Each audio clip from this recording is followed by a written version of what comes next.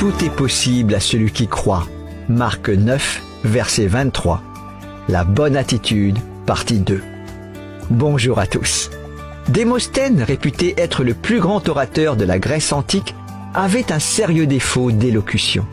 La légende veut qu'il ait surmonté en récitant des vers avec des galets dans la bouche et en parlant au-dessus du vacarme des vagues en bord de mer.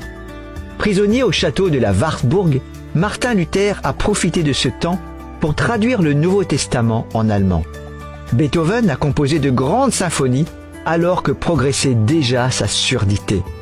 Daniel Defoe était en prison quand il a créé Robinson Crusoe. Abraham Lincoln n'aurait sans doute pas été si célèbre s'il n'avait pas conduit le pays à travers la guerre de sécession. Il arrive que des situations difficiles soient à l'origine de l'éclosion de grands dirigeants et penseurs. Mais encore faut-il qu'ils aient la bonne attitude. Lorsqu'un problème touche quelqu'un de droit, le résultat est souvent positif. Les grands hommes d'État, les scientifiques, les éducateurs, les pasteurs et d'autres encore savent comment sortir de la tourmente. Chaque défi est une opportunité et chaque opportunité est un défi. Mais c'est l'attitude avec laquelle vous abordez votre problème qui détermine en grande partie le résultat. Un homme demande à Jésus de guérir son fils sourd-muet. Jésus répond « Si tu peux, tout est possible à celui qui croit ».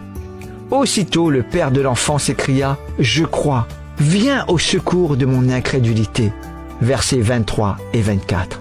Et Jésus l'a fait. En plus, il a guéri le fils. Si vous avez besoin d'aide pour mieux vous comporter, demandez-la aujourd'hui à Dieu.